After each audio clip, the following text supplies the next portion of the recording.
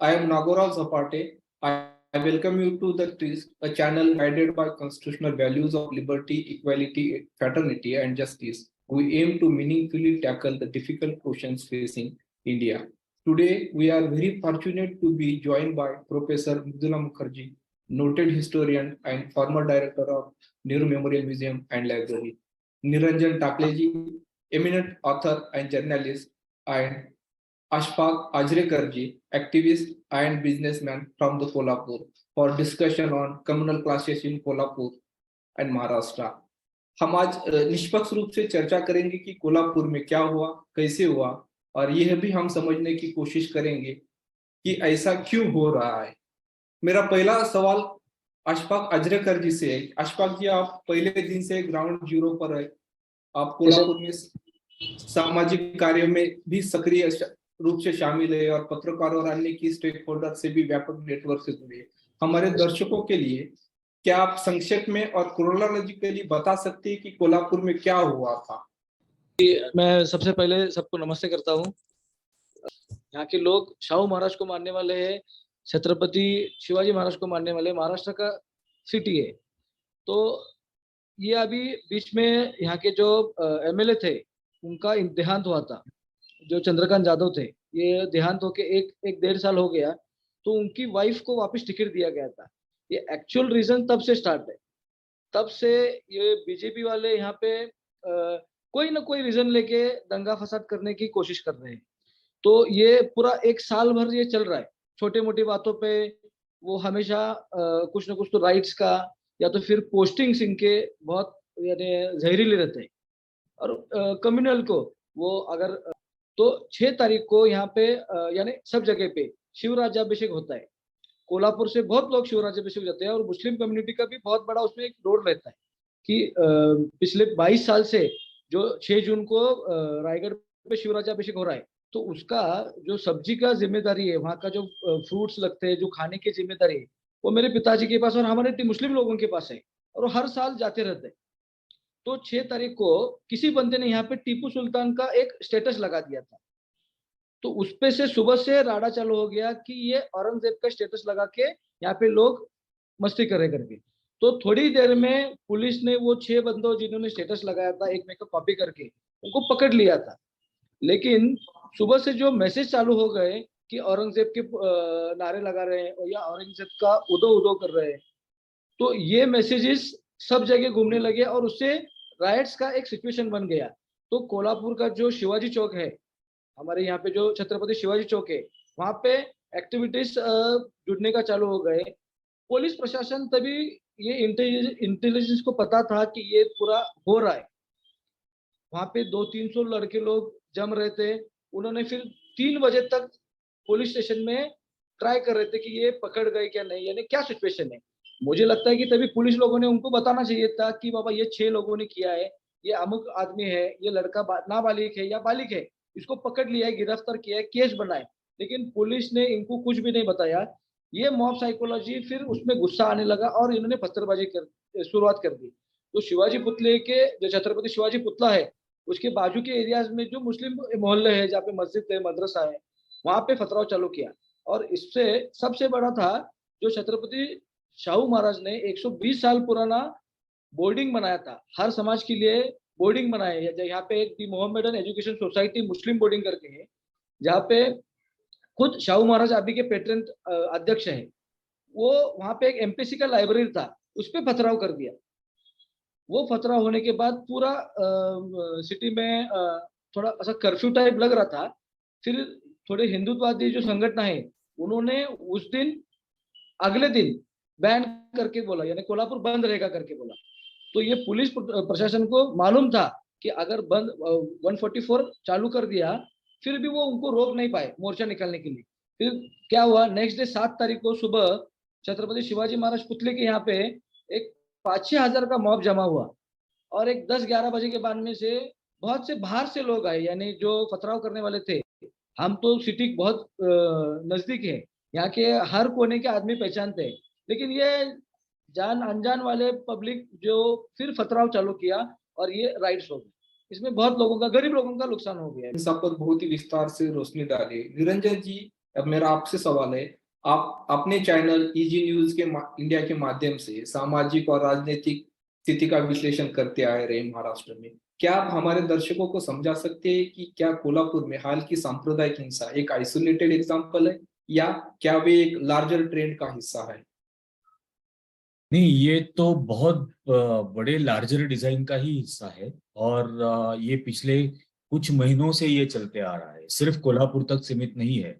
ये महाराष्ट्र के कई इलाकों में आप अगर गौर करेंगे तो महाराष्ट्र में पिछले कुछ महीनों से सुदर्शन चैनल के जो सुरेश चौहान के हैं, वो जगह जगह जाकर बहुत ही मतलब हिंदू मुस्लिम के बारे में नफरत फैले इस किस्म की बातें हर जगह करते आ रहे हैं। औरंगाबाद में उन्होंने एक रैली का आयोजन किया था, जहां पर तेलंगाना से भी एक मेंबर ऑफ असेंबली वहां पर आए थे, और दोनों ने वहां पे इतना नफरत से भरा हुआ भाषण वहां पे किया कि तुरंत सुरेश चौहान के का भाषण होने के बाद औरंगाबाद में कई जगह पर पथराव हुए, उन कई दुकानों को तोड़ा गया, 12-15 जगह पर एफआईआर भी दर्ज हुई। उसके बाद उनको नासिक में रैली करनी थी, ये जो कोल्हापुर में है। अभी ये वेस्टर्न महाराष्ट्र जो है ये इसेंशियली एक सेक्युलर जोन है। मैं खुद कोल्हापुर में पिछले 30-35 सालों से जाते आ रहा हूँ। अभी इनफैक्ट 30 मई को मैं कोल्हापुर में था, शिवराज्याभिषेक के बारे में के सप्ताह में एक वहां पर लेक्चर सीरीज का सप्ताह चलता है, तो मुझे वहां पर बुलाया गया था शिवराज और सावरकर के बारे में बोलने के लिए। तो वो पूरा वहां पर हुआ। उसके बाद अभी मैं इन्वेस्टिगेटिव जर्नलिस्ट रहा हूँ, और मैंने कोल्हापुर के मेरे जितने कॉन्टैक्ट्स है, सोर्सेस है, उनसे इंफॉर्मेशन ली। मेरी इंफॉर्मेशन के मुताबिक कोल्हापुर में एक शख्स, एक लड़का, बहुत ही यंग लड़का, 20-21 साल का लड़का, ये शाहू महाराज की समाधि है वहां पर, उस समाधि के मतलब के प्रीमाइसेस में गया, और वहां पर उसने औरंगजेब की फोटो पोस्टर वहां पर लगाया, और तुरंत उसने उसके साथियों को फोन करके बताया, जो मेरी जानकारी है वो मैं कह रहा हूँ। तो उसने बुलाया। उसके बाद राजेश क्षीरसागर, जो अभी शायद एकनाथ शिंदे के साथ है, शिवसेना के भूतपूर्व एमएलए भी रह चुके हैं, तो उनके यहाँ से 30-40 कार्यकर्ता वहां पे आए, और तुरंत वहां पर एक मतलब दंगे जैसा माहौल बनाने की कोशिश वहां पर शुरू हुई। उसके बाद बजरंग दल के वहां पर बंडा साळुंखे है, उसने जय श्री राम का नारा देकर कोल्हापुर बंद पुकारा। मतलब जय शिवराय या जय शिवाजी महाराज के बारे में नहीं, लेकिन जय श्री राम का नारा देकर कोल्हापुर बंद का नारा दिया। ये वही बंडा साळुंखे है जिनको मैंने कोट किया था जब मैं द वीक मैगजीन में काम करता था, कि बंडा साळुंखे ने मुझे कहा था कि पानसरे को मारा जाएगा, कॉमरेड पानसरे को। वही बंडा साळुंखे ने इस बार जय श्री राम का नारा देकर कोल्हापुर बंद का ऐलान वहां पर किया। और पिछले 10-15 दिन से, मतलब दंगे के 10-15 दिन पहले से, सुहास कुशालकर नाम का कोई शख्स है जो फेसबुक पर बहुत जहरीली पोस्ट करते आ रहा था।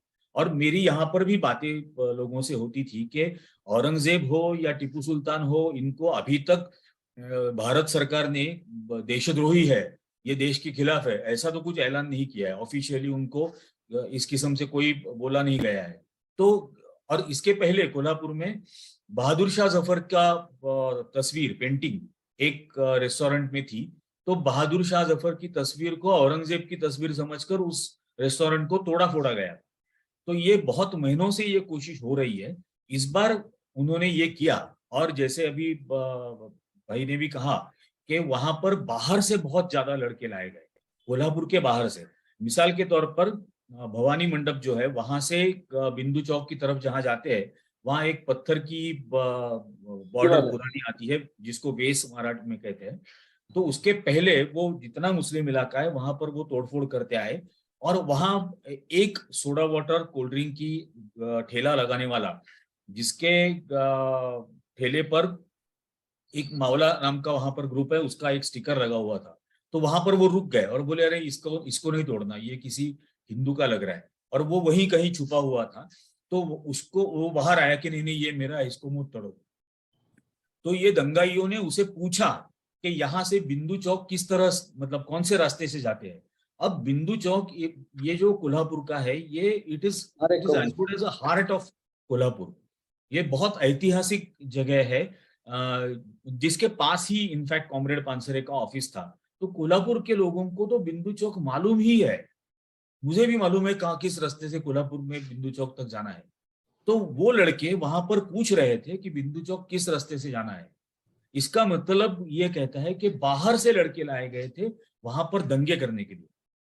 इसके पहले भी, मतलब नरेंद्र मोदी प्रधानमंत्री बनने के बाद जब कोल्हापुर में पहला दंगा हुआ था 1 एंड 2 जून 2014 को, उस वक्त ये जो वहां पर कोल्हापुरी चप्पल की जो बाजार है, उस बाजार में 300-400 दुकानें हैं चप्पल की, लेकिन सिर्फ एक दुकान को लूटा गया था पूरी तरह से, जिसका नाम हॉलीवुड शूज है, क्योंकि वो एक मुस्लिम की दुकान थी।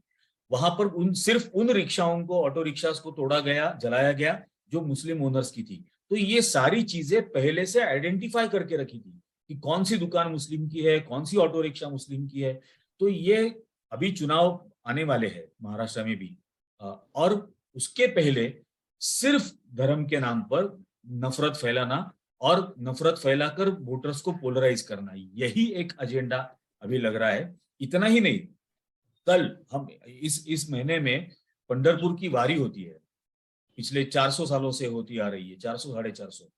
तो पहली बार ऐसा हुआ, ये ना मुगलों के समय में हुआ ना अंग्रेजों के समय में हुआ, पहली बार इन वारकरियों पर लाठीचार्ज किया गया आळंदी शहर में। और वहां आळंदी में ही पारधी समाज, जो एक डिनोटिफाइड ट्राइब है, पारधी समाज के लोग जो इस वारी में शामिल होते हैं, उनको रोका गया। बच्चे थे, बूढ़े थे, जवान थे, महिलाएं थी, इन सभी को एक बहुत ही मतलब नैरो स्पेस में इन सबको बंद किया गया सुनील गोडसे नाम के पुलिस ऑफिसर ने। अब ये वैसे तो एग्रेसिव समाज है, इनसे अगर रिएक्शन आया तो फिर दंगा हो सकता है। और अभी ये वारी 10-15 लाख लोगों की चलेगी पंढरपुर तक, और इसके दौरान अगर इस किस्म से कोई धार्मिक नफरत फैलाकर दंगा करने की कोशिशें हुई तो मुझे पता नहीं, पूरे महाराष्ट्र का माहौल खराब हो जाएगा। लेकिन ये कोशिश हो रही है। तो निरंजन जी, आपकी बात बहुत ही चिंता का विषय है, विशेष रूप से जो महाराष्ट्र और पश्चिमी महाराष्ट्र जो प्रगतिशील विचारों का केंद्र रहा है। इससे पहले कि हम आगे बढ़े, मैं प्रोफेसर मृदुला मैम से यह पूछना चाहता हूँ कि कैसे सांप्रदायिक हिंसा का राजनीतिक रूप से उपयोग किया जाता है हिस्टोरिकली यानी आज के परिप्रेक्ष्य में। Thank you Nagarao. हाँ, मैं जब ये बातें सुन रही थी हमारे दोनों दोस्तों से कि महाराष्ट्र में पहले कोल्हापुर में और दूसरी जगह में भी नासिक में, और सब क्या हो रहा है डिटेल में जो लोगों ने बताया, तो मेरे दिमाग में यही सब चीजें घूम रही थी कि इतिहास में जो हमको उदाहरण मिलते हैं उनसे कितना मिलता जुलता है ये सब चीज जो हो रहा है। ये डिलिबरेट, ये प्लान करके एक तरह से हिंसा को भड़काना, और इसका हमें समझने की जरूरत है कि इसका कारण क्या होता है, इसका उद्देश्य क्या होता है। क्योंकि ये तो मानी हुई बात है कि हिंसा, किसी भी तरह की हिंसा कोई भी करे वो गलत है, कानून के खिलाफ है, वो एक अपनी एक जगह पे है। पर यहाँ हमें समझने की जरूरत है कि ये लोग ये हिंसा भड़काने की क्यों कोशिश करते हैं। कई बार हम ये समझते हैं कि ये इसलिए हिंसा भड़काते हैं क्योंकि ये जिस कम्युनिटी को वो पसंद नहीं करते हैं, इस केस में मुस्लिम्स, उनको नुकसान पहुंचाना चाहते हैं, उनको जान को, उनके माल को नुकसान पहुंचाने के लिए ये हिंसा की जाती है। पर मैं थोड़ा सा अलग पर्सपेक्टिव यहाँ पे लाना चाहूंगी।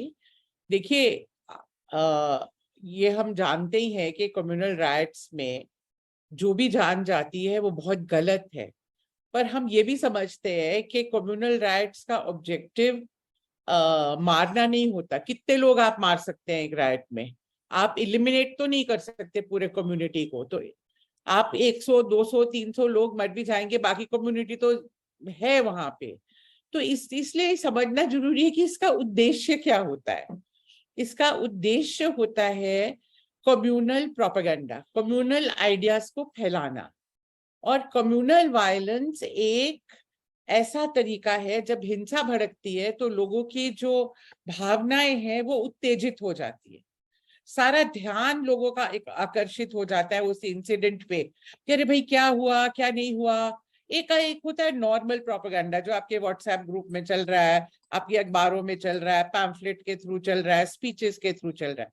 पर इंसिडेंट क्रिएट करके आप सबका ध्यान उधर केंद्रित करते हैं और सब लोगों के दिमाग में यही जो सांप्रदायिक सोच है वो सामने आ जाती है।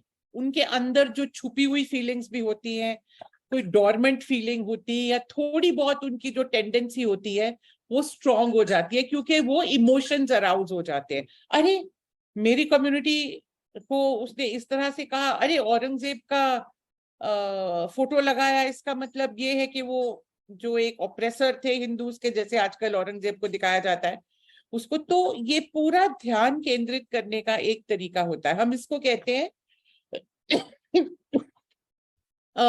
ये एक तरीका है कम्युनल प्रोपेगेंडा को फास्ट फॉरवर्ड करना और उसको खूब स्पीड से करना। जो काम आप नॉर्मली 6 महीने साल में करेंगे या 2 साल में करेंगे, वायलेंस क्रिएट करने से आप कुछ ही घंटों और दिनों में कर सकते हैं। इसलिए ये जिसे एक क्वेश्चन पूछना चाहता हूँ, ये देखते हुए कि प्रोफेसर मृदुला मैम ने जो अभी कहा है और आप जो पहले कहे थे, क्या आप बता सकते हैं कि जो रूलिंग डिस्पेंशन है कि अपने ही राज्य में कानून और व्यवस्था को क्यों बिगड़ना चाहिए, क्या वो काउंटर प्रोडक्टिव नहीं है?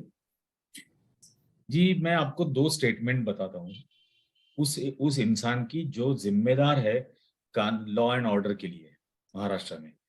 महाराष्ट्र के deputy chief minister Devendra Fadnavis BJP के नेता है, भूतपूर्व मुख्यमंत्री इस प्रदेश के हैं। उनका एक स्टेटमेंट ऐसा था कोल्हापुर के वाकये के इमीडिएटली बाद कि महाराष्ट्र के जिलों में, अलग अलग जिलों में औरंगजेब की औलादें पैदा हो रही है। अब औरंगजेब की औलादें पैदा हो रही है, इसका क्या मतलब है? जैसे अभी मैम ने कहा कि आखिरी मुगल जो थे बहादुर शाह जफर, उनके तो पूरे खानदान को कत्ल किया गया था। अब कौन सी औरंगजेब की औलाद पैदा हो रही है? लेकिन औरंगजेब की औलाद बोलकर एक समुदाय को आइडेंटिफाई कराना और उस आइडेंटिफिकेशन के पीछे वो दुश्मन है, इस तरह से उनको आइडेंटिफाई करना, ये महाराष्ट्र की गृह मंत्री कर रहे हैं। उसके बाद मैं इसको लार्जर डिजाइन बोलता हूं, वो बौखलाए हुए हैं ये कहता हूं। इसकी वजह ये है कि उनका दूसरा स्टेटमेंट 48-40 घंटे पहले का ये है कि उन्होंने कहा कि महाराष्ट्र में कर्नाटक पैटर्न नहीं चलेगा, महाराष्ट्र में शिवाजी महाराज का ही पैटर्न चलेगा, छत्रपति शिवाजी महाराज का। तो क्या कहना है चाहते हैं वो? इसका मतलब क्या है? कर्नाटक का पैटर्न नहीं चलेगा और छत्रपति शिवाजी महाराज का पैटर्न चलेगा? तो छत्रपति शिवाजी महाराज के जो नेवल कमांडर थे वो तो मुस्लिम थे, छत्रपति शिवाजी महाराज के जो बॉडीगार्ड्स थे, पर्सनल बॉडीगार्ड्स, वो मुस्लिम थे। छत्रपति शिवाजी महाराज की सेना में कई सारे मुस्लिम मतलब जनरल्स थे। तो उस शिवाजी महाराज की पहचान लोगों को बतानी ही नहीं। शिवाजी महाराज एक तरह से ऐसे प्रस्तुत करने जैसे वो मुसलमानों के खिलाफ थे। और ये पैटर्न क्या महाराष्ट्र को इस हिंदुत्व के नफरत की नई लेबोरेटरी बनाने की कोशिश हो रही है? शायद हो रही है, क्योंकि चुनाव आने वाले हैं और परफॉर्मेंस के नाम पर ना केंद्र सरकार के पास कुछ है ना राज्य सरकार के पास कुछ है। ये सिर्फ एक लैबोरेटरी बनाएंगे, नफरत की लैबोरेटरी बनाएंगे। और इस महाराष्ट्र का, जिसका हम बहुत फख्र के साथ, गर्व के साथ कहते थे कि इसको छत्रपति शिवाजी महाराज, शाहू महाराज, फुले और अंबेडकर, इनकी विरासत है, ये प्रोग्रेसिव स्टेट को एक रिग्रेसिव बनाना चाहते हैं। और यही स्टेटमेंट्स इसलिए मैंने बताया उस इंसान के जो जिम्मेदार है इस स्टेट में लॉ एंड ऑर्डर के लिए। थैंक यू निरंजन जी। अशफाक जी, आपसे मेरा सवाल है, आप कोल्हापुर के मुस्लिम समुदाय से बहुत लंबे समय से जुड़े हैं। मैं ये समझना चाहता हूँ कि जो कोल्हापुर का मुस्लिम समुदाय है वो अभी कैसे महसूस कर रहा है, both in face of communal violence and the lack of response from progressive parties. Are they feeling angry or are they abandoned? पहले तो बोलता हूँ कि मैं सब समाज से हम ताल्लुक रखते हैं, सिर्फ मुस्लिम कम्युनिटी से नहीं, हम तो बहुजनों से रहते हैं। मैं जो एरिया में रहता हूँ बेंबी चौक में, जैसे अभी निरंजन सर ने कहा, तो वहाँ पे 12 बलूचीदार रहते हैं। तो शिवाजी महाराज के हमारे एरिया में हर एक गली में, हर एक, यहाँ पे अम्बेडकर गली है, डोहर गली है, भुई गली है, बागवान गली है, वो एरिया में मैं रिप्रेजेंट करता हूँ। दूसरी बात, अभी तो फिलहाल ये दो बार हो गया, अभी सेकेंड, जैसे साहब ने बताया कि 2014 में जब पानसरे जी थे, तभी 14.5 लाख रुपए हर लोगों से इकट्ठा करके, जिन जिन की दुकानें फोड़ी गई थी, जिन जिन के रिक्शा वाले फोड़े गए थे, जो हॉलीवुड शूज वाले का नाम बताए, जिसका छोटा ढेला फोड़ा गया था, वही मुस्लिम बोर्डिंग से हर एक आदमी को पैसा दिया गया था, और इसके अध्यक्ष तभी 500 सर थे।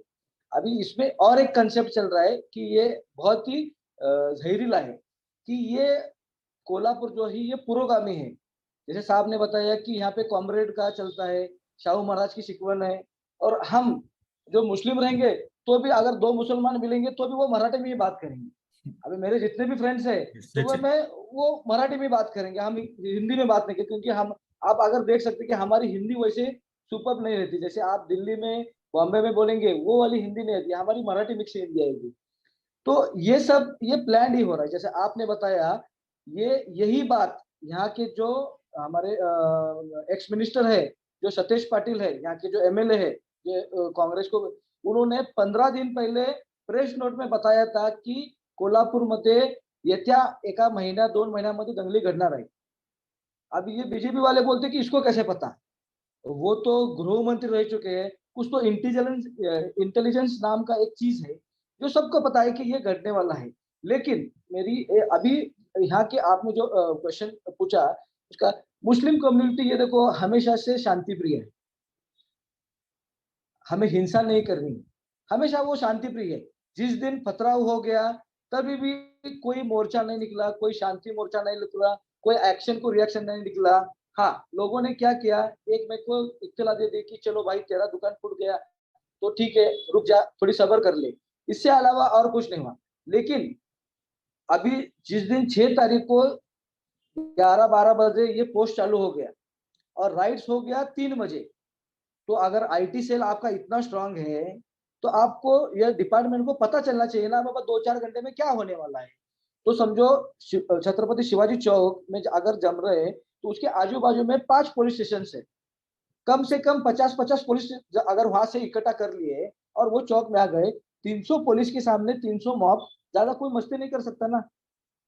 और यहाँ पे जो बड़े लोग हैं, जो यानी जिम्मेदार लोग हैं, उनको बुला के उनको ठंडा करना चाहिए था कि नहीं बाबा, जिसने गलती किया है उसका, जिसने वो स्टेटस लगाया है, वो जो कुछ भी रहो, वो औरंगजेब का रह दो या तो टीपू सुल्तान को, उसको गलत को गलत ही बोलने वाले यहाँ के लोग हैं। उसको किसी ने भी यानी पॉजिटिव नहीं दिया कि बाबा ये ठीक है कर, हर एक आदमी ने उसको उसका निषेध किया।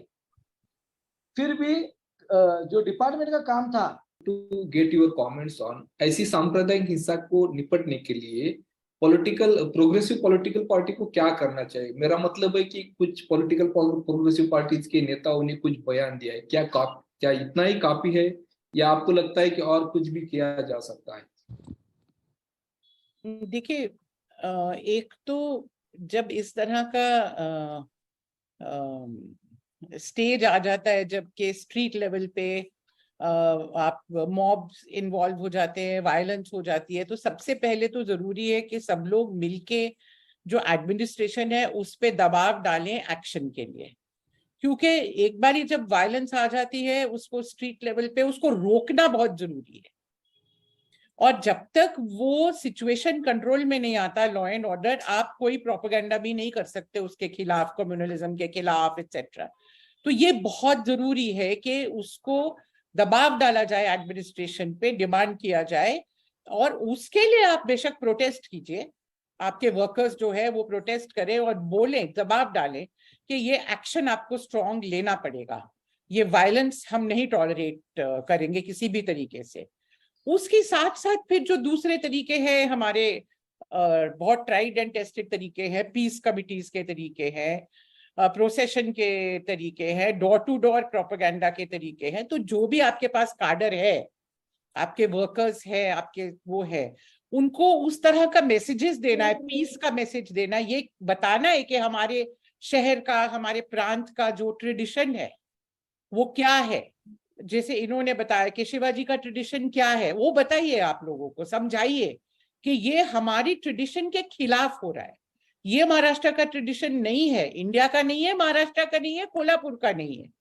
तो हमको वो वाला जो पॉजिटिव ट्रेडिशन है उसको एसर्ट करना है। पर सबसे पहले आपको लॉ एंड ऑर्डर को कंट्रोल में लाने के लिए प्रेशर डालना पड़ेगा, क्योंकि जब तक ये चलता रहता है, भावनाएं भड़कती रहती है, लोगों के दिमाग जो है वो शांति की तरफ नहीं जाते, क्योंकि वहां पे एक इमीडिएट क्राइसिस की बात रहती है, सबको अपना डर लगने लग जाता है कि कल मेरे साथ कुछ ना हो जाए। तो वैसी सिचुएशन में आदमी का दिमाग काम नहीं करता सोचने के लिए अच्छी चीजें। तो सबसे पहले आपको कंट्रोल में लाना है situation. And conspiracy to polarize Maharashtra. So if you could directly speak to the Hindu and Muslim community, what would you say to them today? Niranjan ji. मैं तो यही कहूँगा कि जैसे मैम ने कहा कि ये हमारी विरासत नहीं है, ना कभी रही है। इनफैक्ट सिर्फ मैं नहीं, लेकिन आज़ादी का, इस देश को जो आज़ादी मिली है, उस आज़ादी के आंदोलन में वाकई में हर एक का खून बहा है, हर एक का, हर एक कम्युनिटी ने, चाहे वो हिंदू हो, मुस्लिम हो, क्रिश्चियन हो, ईसाई हो, सिख हो, हर एक ने शहादत इस आज़ादी के लिए दी है। और आज़ादी पाते वक्त उन्होंने ये कभी सोचा नहीं था कि इसी आधार पर डिविजन्स समाज में बनाए जाएंगे। तो अगर हम कुछ मतलब if at all we feel that we are in depth of those martyrs, those freedom fighters, then we have to uphold all the values that they fought for. हमारी कॉन्स्टिट्यूशन में जितनी वैल्यूज है, उन वैल्यूज को बनाए रखने के लिए हमें भी कीमत चुकानी पड़ेगी। मैं ये इस बात को हमेशा कहता हूँ कि डेमोक्रेसी या लिबर्टी या फ्रीडम या सेकुलरिज्म ये हमें किसी ने ताम्रपट पर लिखकर नहीं दिया है। इसको बरकरार रखने के लिए हर जनरेशन को कीमत चुकानी पड़ेगी। आज हमारी जनरेशन की समय आया है, इसको बरकरार रखने के लिए हमें कीमत चुकानी पड़ेगी। लेकिन इन वैल्यूज को अपहोल्ड करना बहुत जरूरी है, तभी हमारे बच्चे महफूज रह सकेंगे। थैंक यू निरंजन जी। अशफाक जी, आप कुछ कहेंगे? मुझे बस यही कहना है कि ये तो पूरा 2024 का ट्रायल चल रहे हैं। तो मेरी सभी से यही विनती है कि अपने को अपना जो हर रोज का जो रोटी व्यवहार है वही इकट्ठा होने से ही बरकरार रहेगा। शांति और अमन यही अपना देश में पूरा चलना चाहिए। Thank you Ashfaq ji. Please Mridula ma'am. मैं तो अभी बोला। हाँ, तो मैं तो यही कहूंगी कि जो आपने बोला कि मैसेज क्या है, सबसे ज्यादा मुझे लगता है मैसेज हमें हमारे जो यूथ है उनकी तरफ हमें डायरेक्ट करना चाहिए। देखो, यूथ जो है आइडियलिस्टिक होते हैं, उनके दिमाग खुले होते हैं। ये हमारी कमजोरी है कि हम अगर यंग लोगों को की तरफ के पास नहीं पहुंच पा रहे अपने आइडियाज को लेके, उनको ब्लेम करना कि उनके तो आजकल दिमाग सब इसमें लगे हुए हैं, उसमें लगे हुए हैं, वो नहीं है। यूथ में आइडियलिज्म हमेशा होता है। तो पॉलिटिकल पार्टीज को, जहां तक बात है, यंग लोगों को अपने पॉलिटिक्स में इन्वॉल्व करने की एक्स्ट्रा कोशिश करनी चाहिए, क्योंकि ये सांप्रदायिक तत्वों का कैनन फॉडर भी वही लोग बनते हैं। देखिए, कोई बुड्ढे लोग जाके सड़क पे नहीं लड़ते हैं। ये मॉब्स क्या होते हैं? मॉब जनरली यंग लोगों के ही होते हैं। तो यूथ को टारगेट करना बहुत जरूरी है। Thank you Mridula ma'am. Thank you Niranjan sir. Thank you Ashfaq ji. Thank you. Thank you. Thank you.